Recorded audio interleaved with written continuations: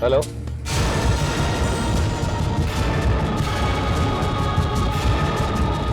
हाँ हेलो। नहीं, आपको वीज़ा के पेपर देने के लिए किसी और जगह पर आना पड़ेगा। देखिए, प्रॉब्लम मुझे नहीं है, प्रॉब्लम आपके लिए है, क्योंकि पार्किंग में पुलिस ने आपको मेरे साथ देख लिया है। इसलिए बेहतर होगा कि आप अपनी हिफाजत खुद करें और मैं अपनी हिफाजत खुद करूं।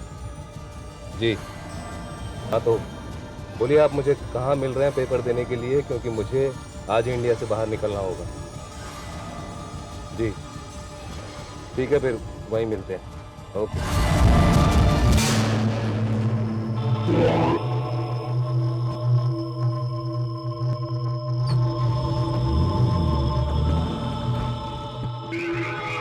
गाड़ी भी अभी खराब होनी थी। ये वकील का बच्चा कहाँ गायब हो गया? आसमान खा गया, जमीन निकल गई इसे।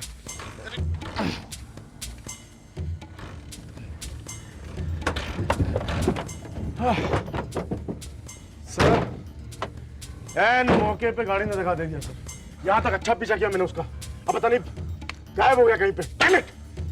मुझे उससे यही उम्मीद थी, वो वहां कहीं छुप गया होगा। हम ढूंढने की कोशिश करते हैं। बहुत शातिर आदमी है। मुझे लगा था तुम आखिर तो उसका पीछा नहीं छोड़ोगे, लेकिन वो तुम्हें भी चकमा दे गया। चलो आओ, ढूंढते हैं।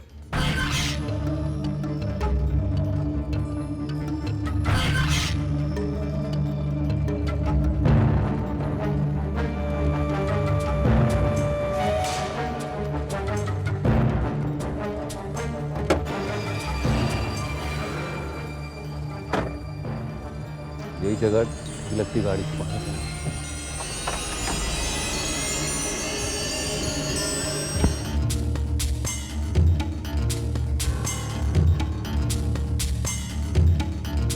सर, मिला? नहीं। किरण, मिला? कहाँ जाएगा? ढूंढो उसे, यहीं कहीं होगा। इतनी जल्दी कहाँ जा सकता है?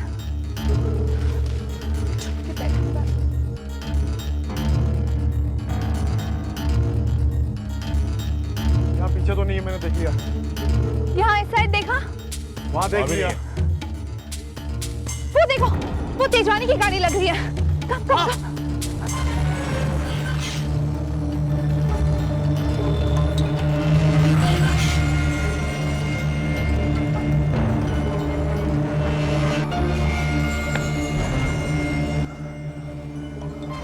बड़ी मुश्किल से पुलिस को चकमा देकर मैं यहाँ तक पहुँचा हूँ। लाइए, दीजिए मेरे वीजा के पेपर और बाकी के कागजात। लाइए जल्दी दीजिए। मैडम, आप इतनी देर क्यों लगा रही हैं? मैं कह रहा हूँ पुलिस मेरे पीछे लगी है।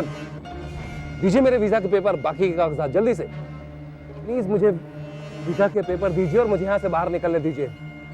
देखिए, अगर आपको मेरी जरूरत पड़ेगी तो मैं दोबारा आ जाऊंगा, मुझे बुलवा लीजिएगा, ठीक है?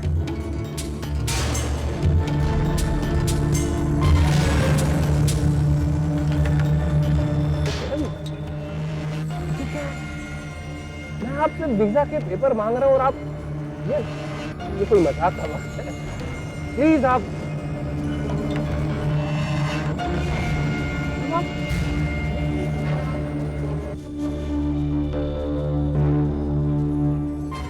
वो देखो तेजवानी की गाड़ी। हाँ, लेकिन तेजवानी कहीं नहीं दिख रहा। हाँ, चला गया यार। ऐसी वीराने में खड़ी करके रखी है गाड़ी। चाबी निकाली है लेकिन। सर, वहां से आई आवाज। आओ।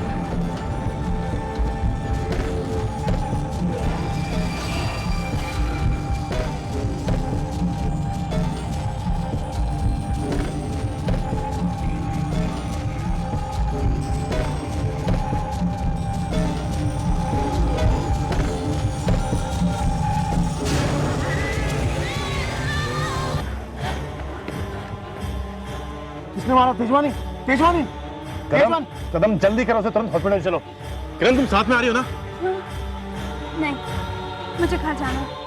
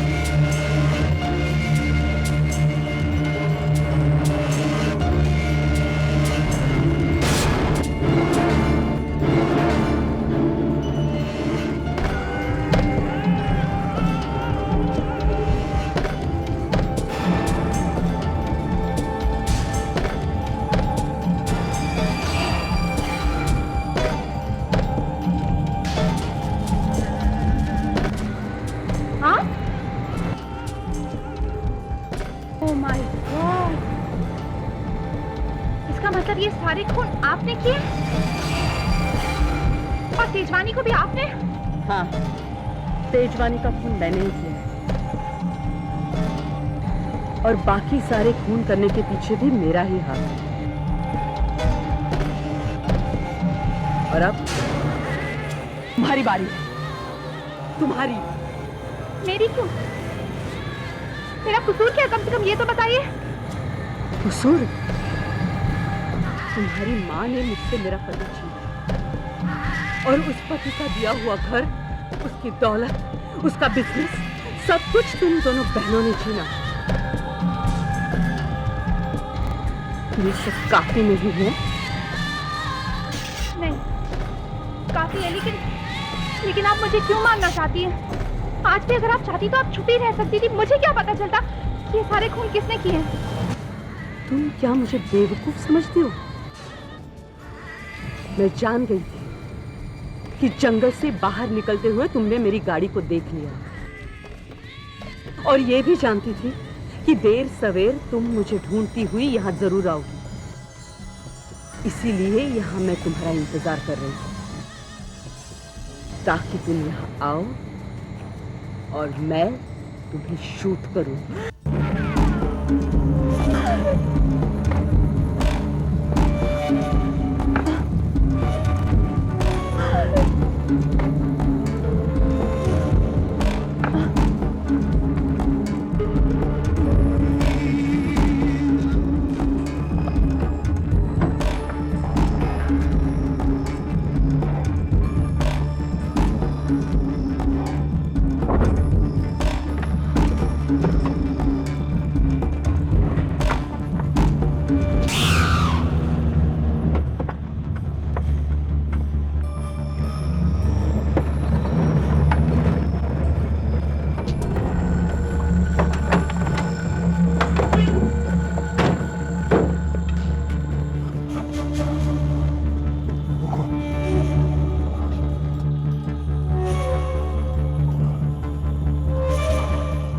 गॉड,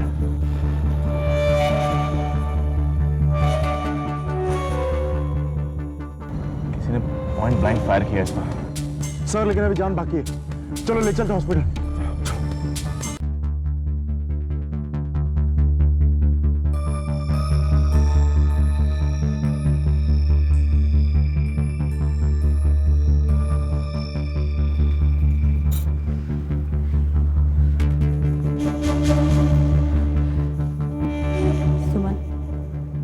डोंट वरी, किरण को होश आ जाएगा। यार ये हमारे घर में हो क्या रहा है? उधर भाभी भी अस्पताल में पड़ी है, इधर किरण की हालत नाजुक है। हो क्या रहा है?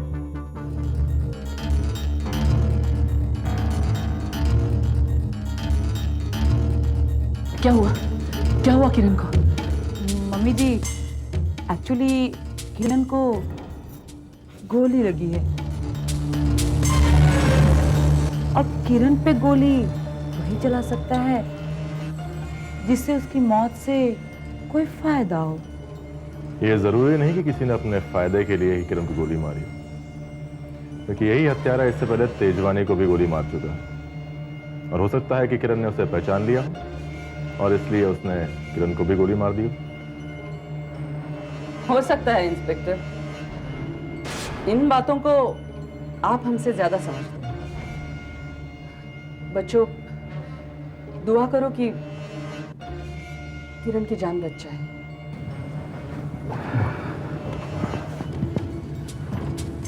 मिस किरण को पसलियों में गोली लगी थी। गोली तो हमने निकाल दी है, बट उसकी हालत काफी नाजुक है।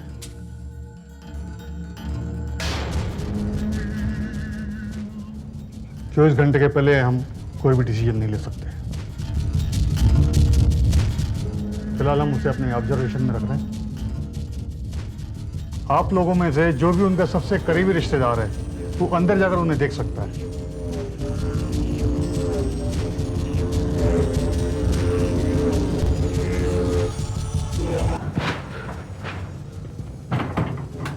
डॉक्टर, वो होश में तो आ गई है? जी नहीं, अभी नहीं, उसमें वक्त लगेगा, बशर्ते वो तब तक जिंदा रहे। डॉक्टर, मिस्टर तेजानी जी को होश आ गया है, प्लीज आप जल्दी चलिए। सर आप भी आइए।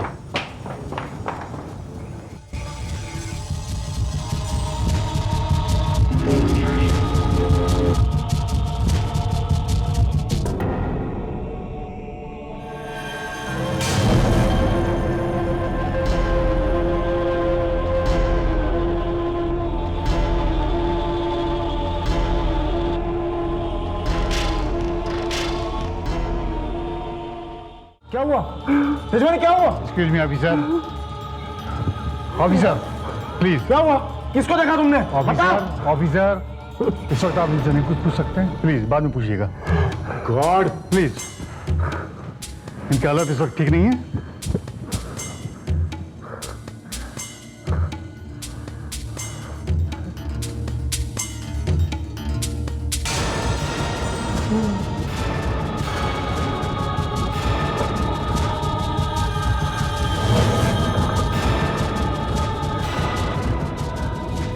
अफसोस, अफसोस मिस्टर तेजवानी, तुमने मेरे लिए 3 खून किए।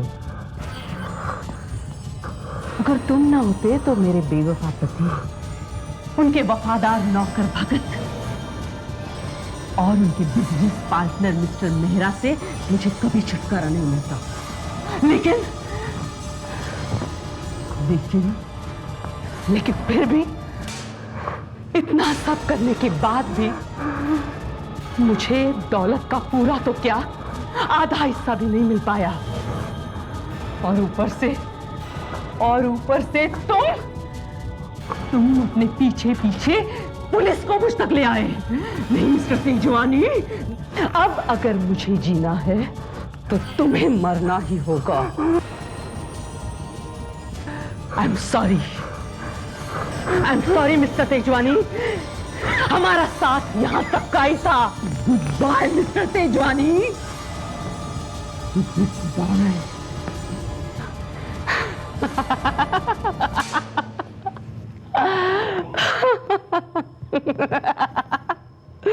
Good bye.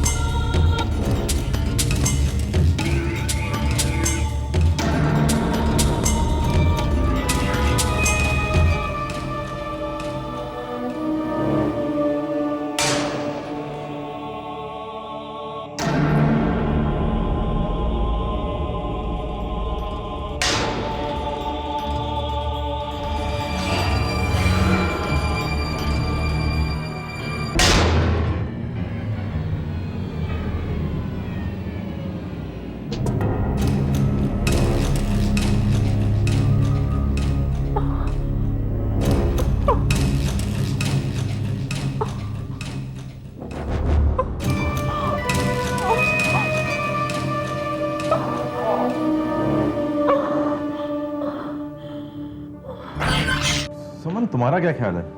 तेजवानी पर कौन हमला कर सकता है? कोई भी हमला कर सकता है। तेजवानी जैसे आदमी का कोई भी दुश्मन हो सकता है। मुझे तो ऐसा लगता है कि उसके किसी साथी ने उस पर हमला किया है, उसके गुनाहों का साथी। लेकिन उसके साथी को उस पर हमला करने की क्या जरूरत हो सकती है? इंस्पेक्टर सचिन, मुसीबत में गुनाहों के साथी साथ छोड़ देते हैं। और तेजवानी के साथी को पता चल गया होगा कि आप लोग तेजवानी के पीछे हैं, इसलिए वो बौखला गया होगा और उसने तेजवानी की जान लेने की कोशिश की होगी। आपको किरण का प्रेमोनिशन याद है? तो जल्दी चलिए, वरना किरण के साथ कोई भी हादसा हो सकता है।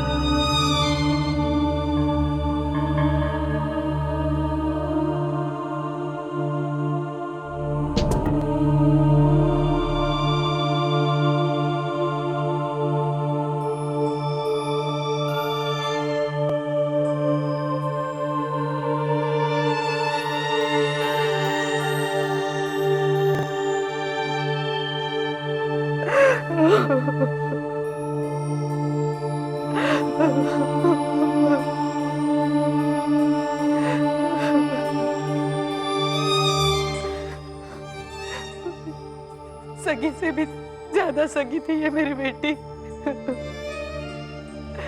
हॉस्पिटल में मुझे खबरदार करने आई और कालदे उसे ही ले गए।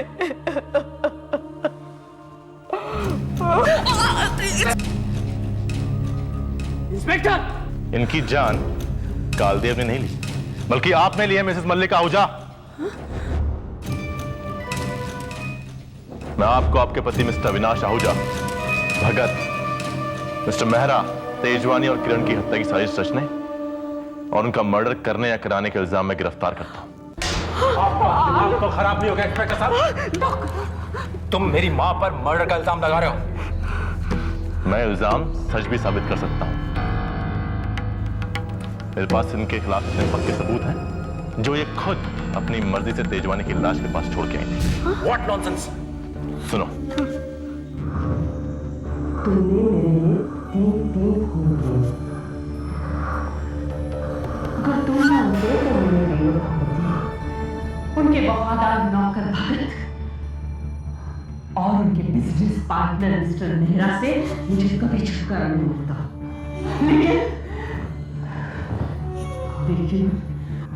लेकिन फिर भी इतना सब करने के बाद भी मुझे दौलत का पूरा तो क्या आधा हिस्सा भी नहीं मिल पाया। तुमने मेरे लिए 3 खून किए। अगर तुम ना होते तो मेरे बेवफा पति, उनके वफादार नौकर भगत और उनके बिजनेस पार्टनर मिस्टर मेहरा से मुझे कभी छुटकारा नहीं मिलता। लेकिन सुन लिया? चलिए।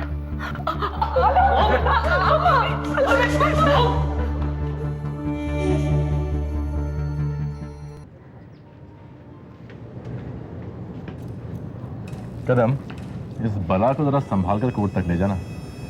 ये इतनी शातिर है ना कि तुम्हारी आंखों में भी धूल झोंक कर भाग जाएगी। फिक्र मत कीजिए सर, इससे पहले इससे भी शातिर लोगों को लेके गया हूं मैं। इस अंदर बिठाओ अनवर।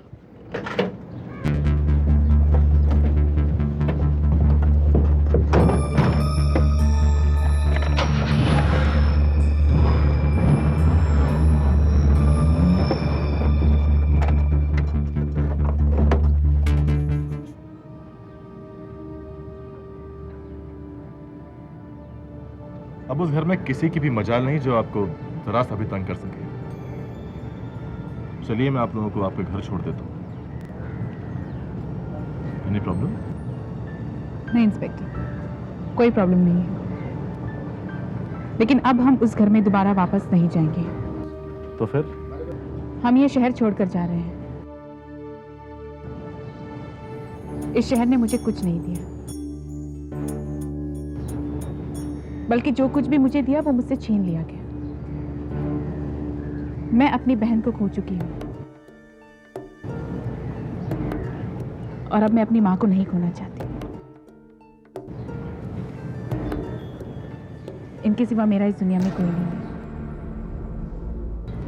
और अब मैं अपनी जिंदगी की नई शुरुआत इन्हीं के साथ करना चाहूंगी।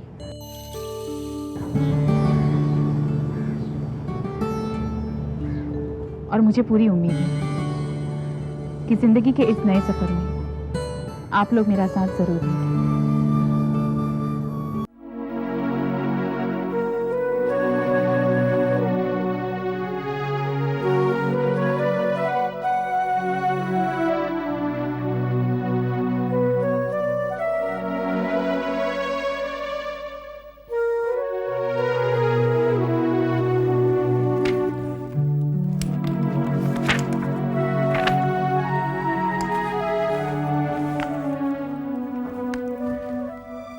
साल गुजर चुके हैं,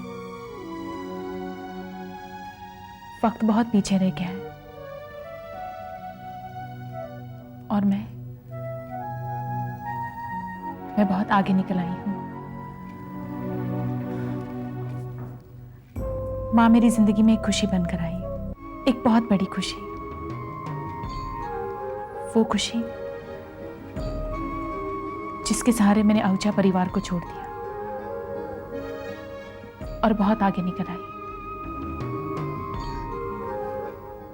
मैं और माँ साथ में बहुत खुश थे।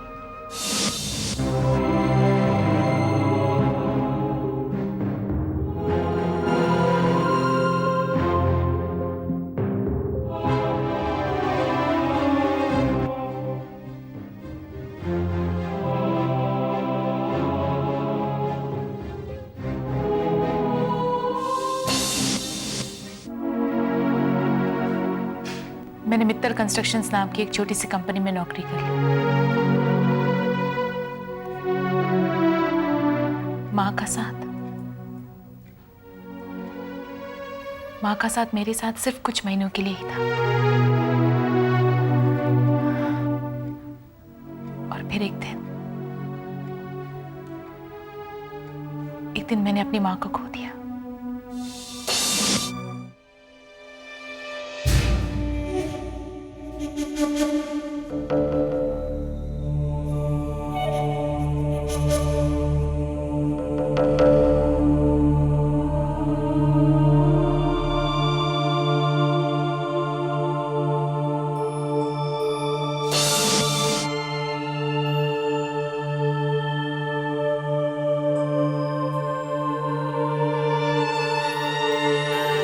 और फिर से मैं बिल्कुल अकेली हो गई, अकेली और अनाथ। मेरी कुछ समझ में नहीं आ रहा था कि मैं क्या करूं, कहां जाऊं। और तब अभय ने मुझे संभाला। अभय मित्तल कंस्ट्रक्शंस के मालिक, मेरे बॉस।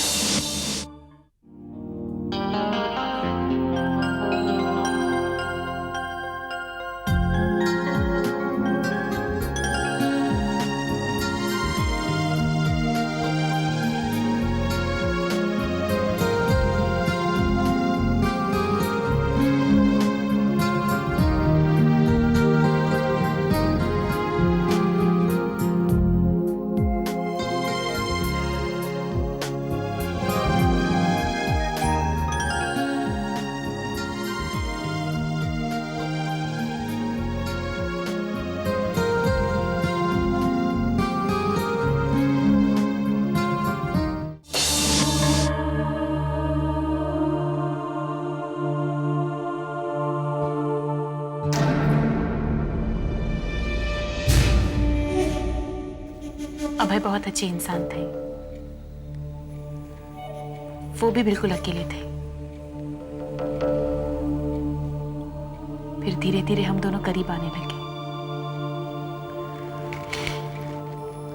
और फिर एक दिन हमने शादी कर ली।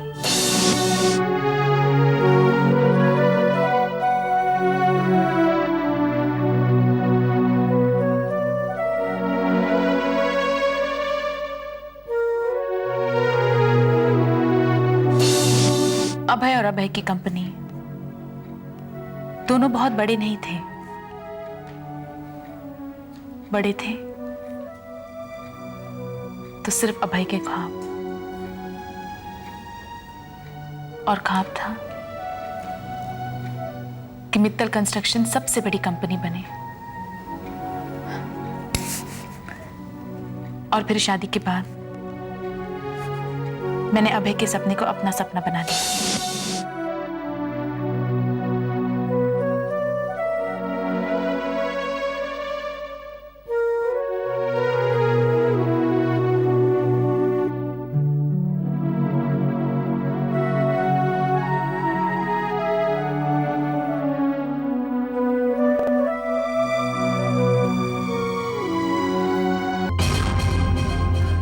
अभय आए नहीं अब तक। बाबा के आने जाने का हिसाब अब तुम रखती हो, मैं नहीं।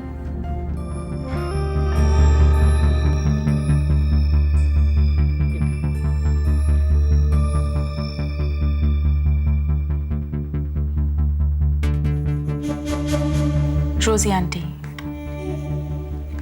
कहने को वो अभय के यहाँ काम करती थी, लेकिन चूंकि उन्होंने अभय को बचपन से संभाला था, अभय उन्हें बहुत मानते थे।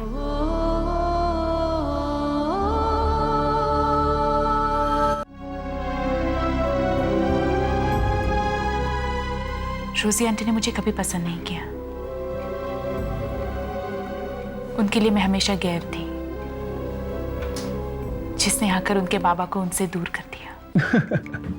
तो आज फिर तुम्हारी रोजी आंटी से ढिशुम ढिशुम हो गए हैं? हम हिंदी फिल्म के विलन थोड़ी हैं जो डिशम डिशम करेंगे। तुमसे तो बात करना ही बेकार है। अच्छा, तो बोलो क्या बात है? मेरा इस घर में बहू बनकर आना रोजी आंटी को पसंद नहीं है और वो हमेशा मुझसे नफरत करती रहेंगी। सुमन, तुम्हारी जगह अगर कोई और लड़की भी आती ना तो भी वो ऐसी ही रहती। अरे भाई, उम्र हो गई है उनकी, डांटने के लिए उन्हें भी कोई बहू चाहिए ना, और तुम्हें भी शिकायत करने के लिए कोई सास तो चाहिए थी। भगवान सबकी कैसे सुनता, बस मेरी नहीं सुनता। धत क्या, कितने महीनों से कह रहा हूँ कि जूनियर मित्तल को भेजो भेजो, सुनता ही नहीं। भगवान अगर पागलों की सुनने लगे तो बस हो चुका। अच्छा, तो मैं पागल हूँ? पागल नहीं हो, लेकिन पागलों जैसी बातें तो करते हैं। अभी 5वां महीना चल रहा है, जो नहीं हो सकता है वो नहीं हो सकता। नो, अभय मित्तल पर यह नियम लागू नहीं होता। अभय मित्तल हमेशा वक्त से आगे रहता है। सिर्फ 5 साल है मेरे पास। जिस दिन मैं 30 साल का हो जाऊंगा, मेरी कंपनी का टर्नओवर भी 30 करोड़ रुपए हो जाना चाहिए। सुन रहे हैं ना आप? सुन रहे हैं? अभय मित्तल के बेटे हैं आप। आपको वक्त से पहले आना होगा, तभी आप वक्त से आगे रहेंगे। हाँ, उसने सुन लिया। उसने मुझसे प्रॉमिस किया है कि वो वक्त से पहले आएगा। अभय का कहना बिल्कुल सच हो गया। 8वें महीने में ही संजू हमारी जिंदगी में आया।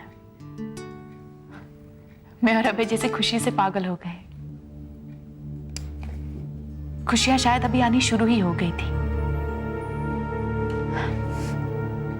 संजू का कदम पड़ते ही मित्तल कंस्ट्रक्शंस कंपनी के कदम आगे बढ़ने लगे। मेरे बेटे की ख्वाहिश तो पूरी हो चुकी थी, और फिर 1 साल बाद अभय की बेटी की ख्वाहिश भी पूरी हो गई। मैं, अभय, संजू और महक, हमारा छोटा और खुशहाल परिवार था।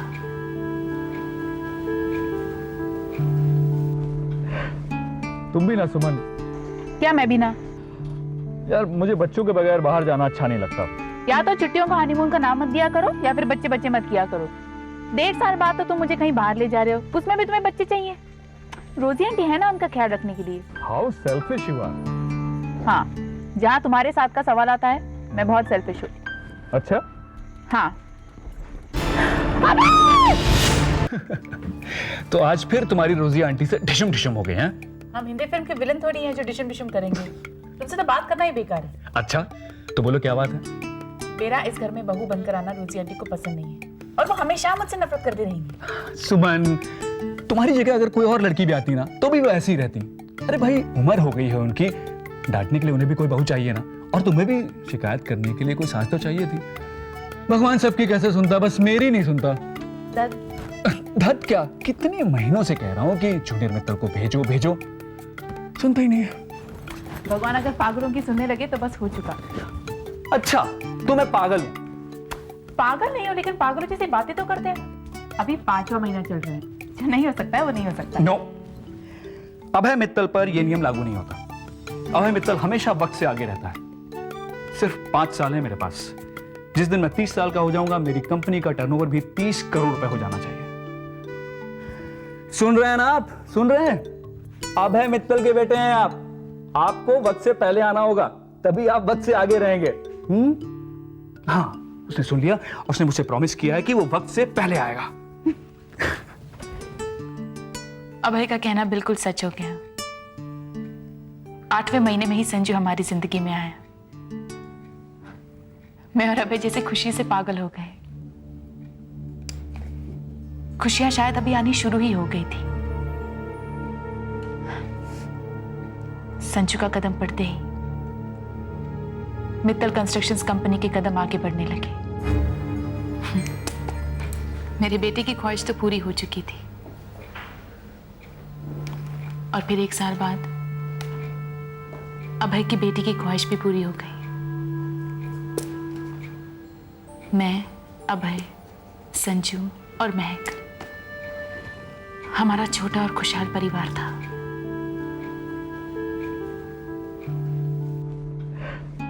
तुम भी ना सुमन? क्या मैं भी ना? यार, मुझे बच्चों के बगैर बाहर जाना अच्छा नहीं लगता। या तो छुट्टियों को हनीमून का नाम मत दिया करो या फिर बच्चे बच्चे मत किया करो। 1.5 साल बाद तो तुम मुझे कहीं बाहर ले जा रहे हो, उसमें भी तुम्हें बच्चे चाहिए। रोजी आंटी है ना उनका ख्याल रखने के लिए। How selfish you are. हाँ, जहाँ तुम्हारे साथ का सवाल आता है मैं बहुत सेल्फिश हूँ। अच्छा, हाँ।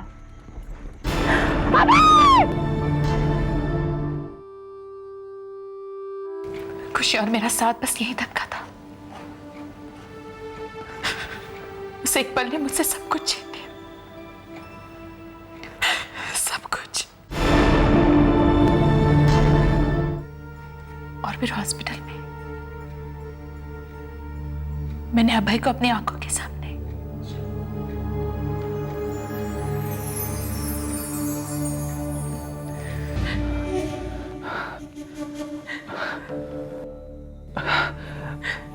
सुमन,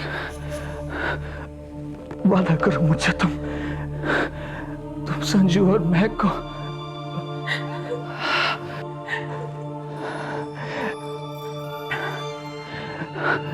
प्लीज रो मत यार। देखो, मैं तुमसे बहुत जरूरी बात कहना चाह रहा हूं, ध्यान से सुनना। अपना ख्याल रखना, अपने घर का, अपने बिजनेस का ख्याल रखना। इतना मत रो, मुझे अच्छा नहीं। वादा करो मुझे, तुम हमारे बच्चों को कभी मेरी कमी महसूस नहीं होने दोगी, कभी नहीं। आज से उनकी जिम्मेदारी भी तुम पर है। किसी भी जिम्मेदारी को मुस्कुराते हुए लेना चाहिए। प्लीज एक बार मुस्कुराता, मैं तुम्हें मुस्कुराते हुए देखकर जाना चाहता हूं। प्लीज एक बार।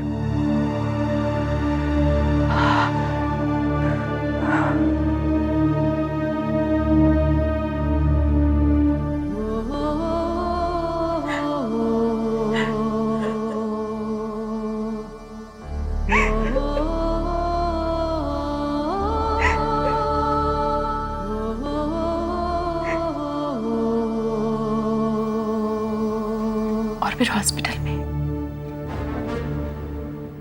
मैंने अभय को अपनी आंखों के सामने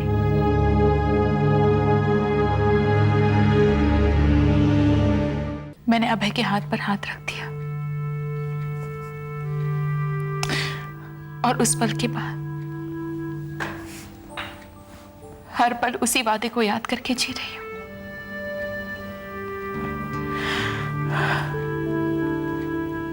पांच साल गुजर चुके हैं।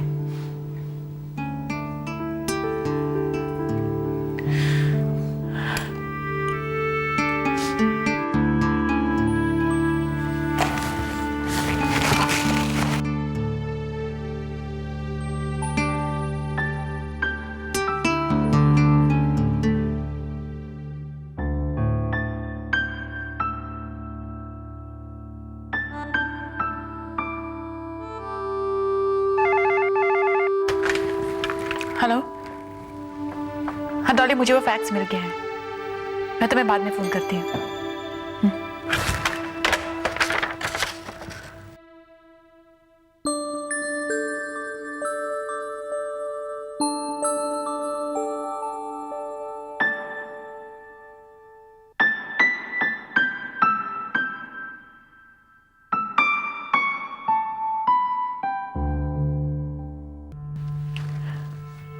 इस साल हमारी कंपनी का टर्नओवर 35 करोड़ है,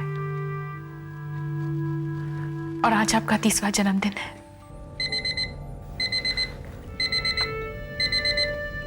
हैप्पी बर्थडे, हैप्पी बर्थडे अभय।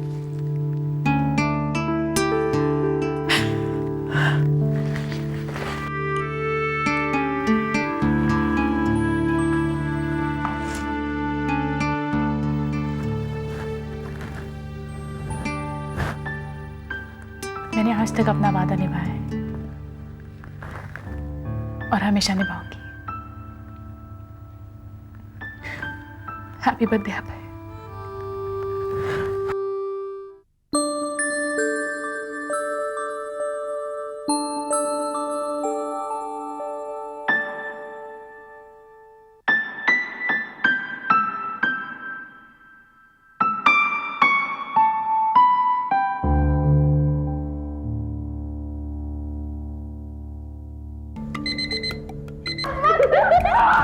अरे रुक जाओ, क्या हो रहा है ये?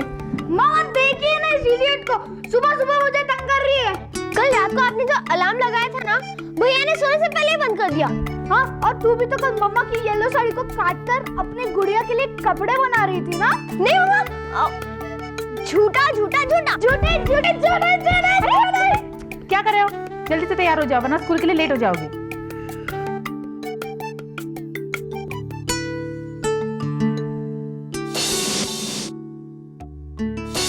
मामा मुझे स्कूल नहीं जाना। स्कूल नहीं जाओगे तो फिर बड़ा आदमी कैसे बनोगे? मम्मा, भैया स्कूल जाकर भी बड़े आदमी नहीं बन सकते, क्योंकि इन्हें तो रोजमर्रा बनना पड़ता है। क्या कर रहे हो? मैं एक तुम्हारी छोटी बहन है। चलो जल्दी से रेडी हो जाओ। चलो। मम्मा, कुछ शॉर्टकट नहीं आ सकता? मैं जल्दी से बड़ा हो जाता हूँ और फिर मैं कॉलेज में पास कर लूंगा और फिर रंजीत अंकल की तरह स्मार्ट बनकर ऑफिस जाने लगूं। तू रंजीत अंकल की तरह स्मार्ट बनेगा? शक्ल भी देखिए अपनी। क्यों नहीं, हमारा संजू भी स्मार्ट बन सकता है। अगर रोजी आंटी की डांट लगने से पहले तुम ब्रेकफास्ट टेबल पर पहुंच जाओ तो हम सब मानेंगे कि तुम स्मार्ट हो। हाँ, done done. Done. So 1 2 3 ready steady. Yes mama, I am ready. अरे वाह, आज बहुत जल्दी तैयार हो गए। मामा, मुझे कॉर्नफ्लेक्स नहीं खाने। उल्लू, कॉर्नफ्लेक्स नहीं खाएगा तो क्या खाएगा? तुझे क्या है? मुझे जो खाना है मैं खाऊंगा। अच्छा चुप हो जाओ। सुनो, जल्दी से नाश्ता कर लो, नहीं तो स्कूल के लिए लेट हो जाओगे तुम।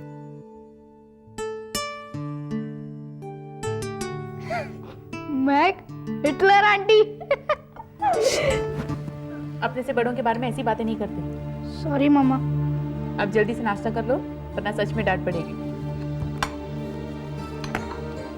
बाय मामा। ध्यान से पढ़ाई करना और टीचर की कोई कंप्लेंट नहीं चाहिए। बिल्कुल नहीं आएगी मामा, प्रॉमिस।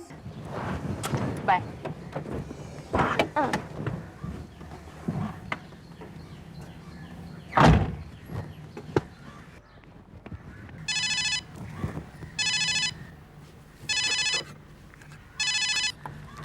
हेलो।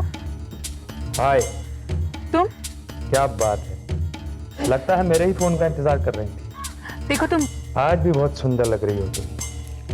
गुलाबी रंग की साड़ी तुम पर बहुत अच्छी लगी। कहीं से नहीं लगता कि तुम 2 बच्चों की मां, कहीं से नहीं। ये इधर उधर क्या देख रही हो? कहाँ हो तुम? तुम्हारे दिल में। बंद करो ये बकवास।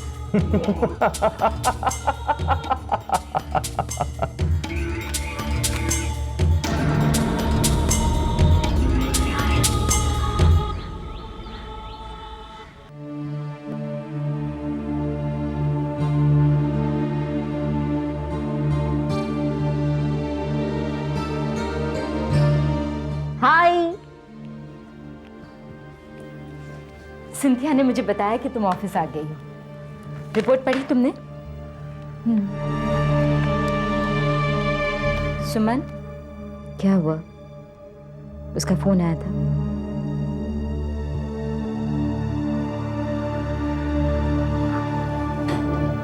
पता नहीं वो आदमी कौन है और मुझसे क्या चाहता है। पिछले 2 महीनों से मुझे परेशान किए जा रहा है। सुमन, रिलैक्स।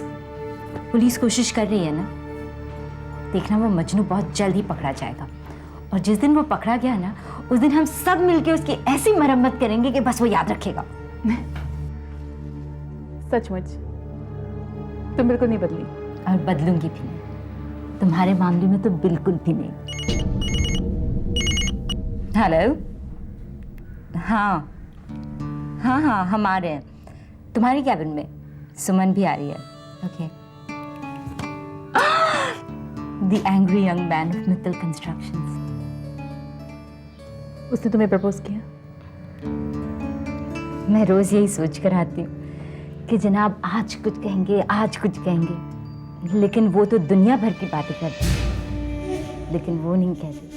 डोंट वरी, कभी ना कभी तुम्हारा ये सपना जरूर सच होगा। मीटिंग के लिए चलें? चलो।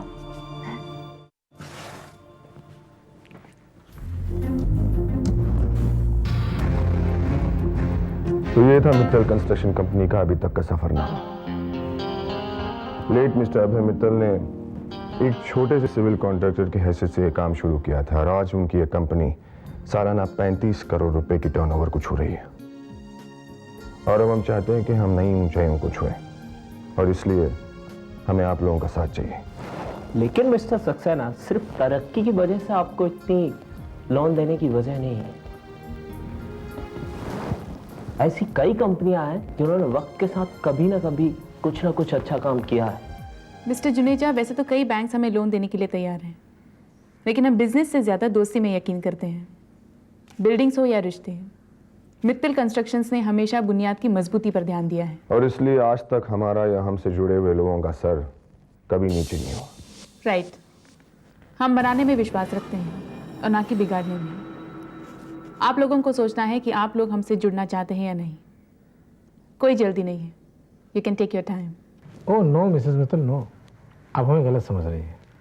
बल्कि हमने फैसला कर लिया है। हम आप जैसे अच्छे लोगों के साथ रिलेशन बनाने में यकीन रखते हैं, ना कि बिगाड़ने में।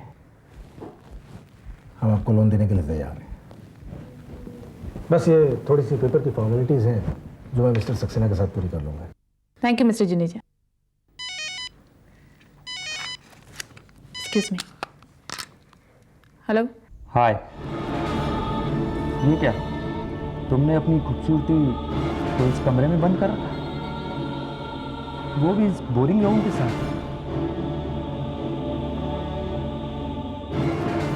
तुम? अब ये मत पूछना कि मैं कहाँ हूँ, तुम्हें मेरा जवाब मालूम है। खैर, मैंने ये पूछने के लिए फ़ोन किया था कि अगर तुम बिजी हो तो बच्चों को मैं ले आऊं।